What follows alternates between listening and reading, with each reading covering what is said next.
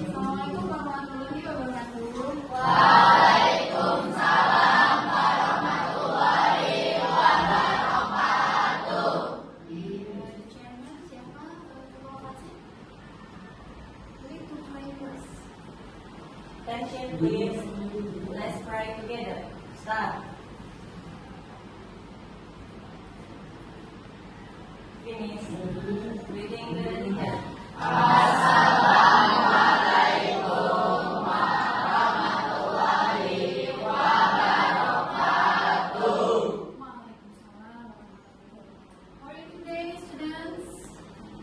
I'm fine, thank you, and you? Okay, I am really fine today. Who is absent today? Ada yang nggak masuk?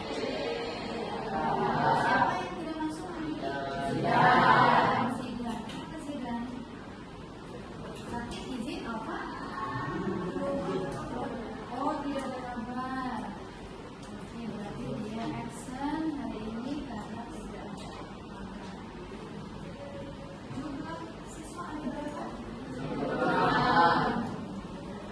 Apa lagi? Angelina, Bakya, Lereng, dan lain sebagainya. Tapi itu yang tadi kalian sebutkan in Indonesia. Nah, bagaimana nih kalau seandainya dalam bahasa Inggris? Kira-kira ada yang masih ingat nggak nih? Mudah-mudahan masih ingat ya. Oke, sebelumnya kita cek dulu nih. Kita cek dulu seberapa ingatkah kamu dengan traditional games in Indonesian Independence Day dalam bahasa Inggrisnya?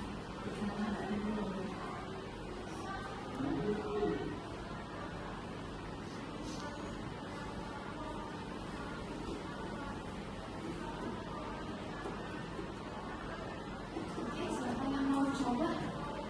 Who wants to do this task? Oke, siapa yang mau coba? Tinggal digeser saja.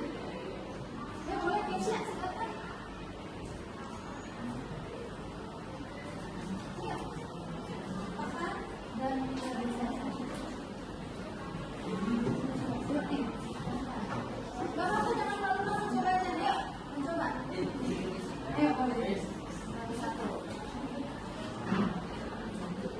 Geserkan sesuai yang menurut kamu itu jawaban yang paling tepat.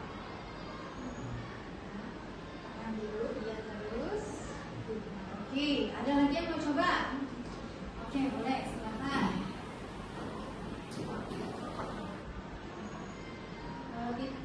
Dulu, iya, baru digeser. Apakah ada yang mau mencoba lagi? Ya, silakan. Nanti saya belum sebutkan ya apakah ini sudah tepat atau belum. Ya, silakan. Terakhir nih.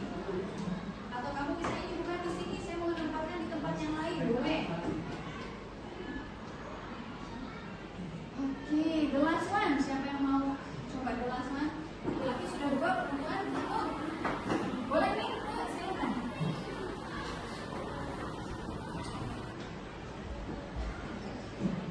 Boleh geser. Okay, thank you for the 3 or 4 volunteer to do this task. Nah, ini adalah teman kamu sudah mencoba nih. Kira-kira mana yang tepat? Nah, ini adalah formasi yang tepat dari keempat teman tadi yang sudah tampil ke depan. Subrace yang artinya adalah Kronologis. bukan perjanjiannya. The last one, the orientation. Itu adalah 3 structure dari di konteks atau dalam bahasa Indonesia 3 struktur di konteks. Nanti dalam bahasa Indonesia itu sama teks recon. Kalau dalam bahasa Indonesia, dalam bahasa Inggrisnya recount ya. Nah, nanti pada di konteks itu sendiri ada unsur kebangsaan. Unsur kebangsaan yang pertama menggunakan pola simptomasi sudah pernah kalian pelajari di kelas 7. Kemudian yang kedua menggunakan kata nanti biasanya kata saya atau di dalam sebuah cerita biasanya seperti itu. Saya pergi ke kemudian kami dari kata katanya seperti itu. Dan yang terakhir di sini menggunakan prasa pengukuran waktu. Kita lihat dulu pada pola simptomasi. Pada simptomasi itu kata kerja berapa yang kalian gunakan? Apakah kata kerja satu? Kata kerja dua? Kata kerja satu? Kata kerja dua?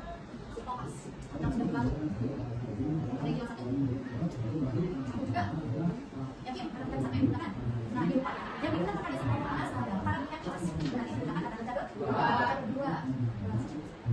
regular verbs dan irregular verbs. Ini sama-sama kata kerja dua, hanya beda bentuknya saja. Regular verb biasanya akhiratnya hanya diakhiri akhirat d atau akhirat ed. Sedangkan irregular verb ini yang agak sulit. Kenapa agak sulit? Karena ada pelibatan kata. Kita lihat contohnya. Regular dan irregular.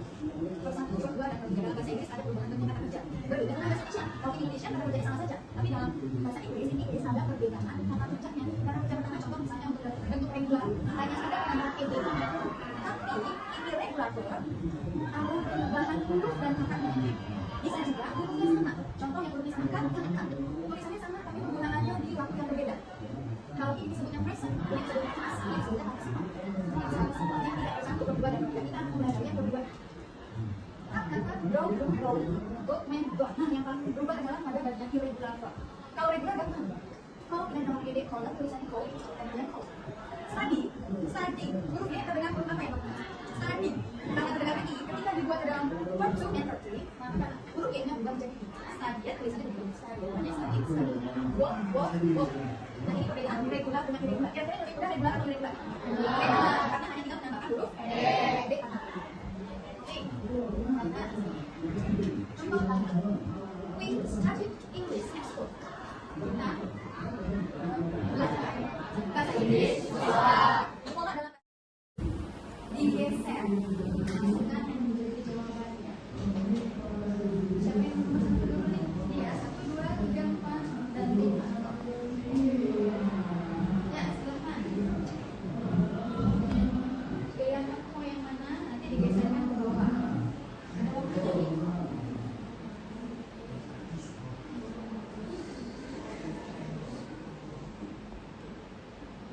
Submit and send.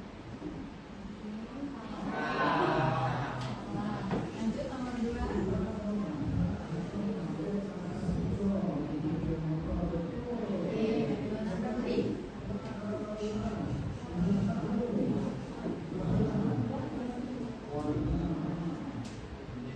Submit dulu nih. Number 4.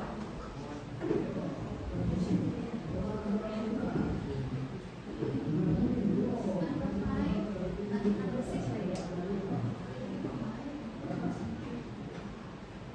Oke, number 6 silakan. Number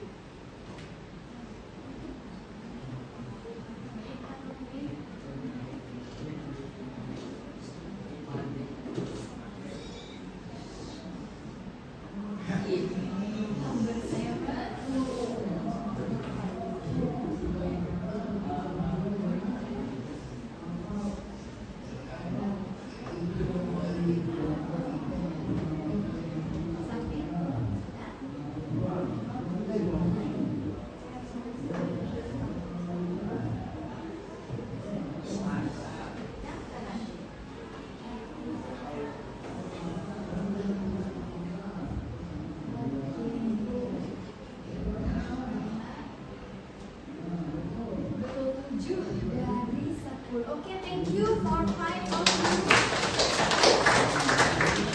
Dari 5 orang tadi yang sudah mencoba,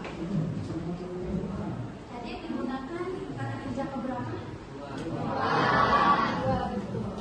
Ada yang sudah tahu bentuknya walaupun masih nebak-nebak, kayaknya ini karena pakai ed, ini begitu kan? Kayaknya ini karena nggak mungkin pakai i, karena tadi kita sudah pelajari tidak ada yang menggunakan i di sana kan? Adanya perubahan huruf atau menggunakan i, d dan d seperti itu.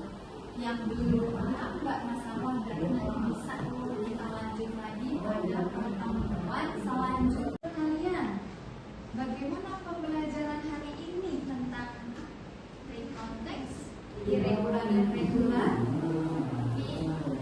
Seru, karena ada apa serunya? Ada gamesnya. Games dalam bahasa Inggris ternyata menyenangkan juga, bukan? Walaupun tadi masih ada temannya yang belum tepat dalam menjawab, tidak masalah, namanya ini proses belajar. Oke, selain ada gamesnya, apa lagi yang menarik dari pembelajaran hari ini? Apa sih yang kita pelajari tadi? Oh, jenis permainan tradisional games, kemudian apa lagi?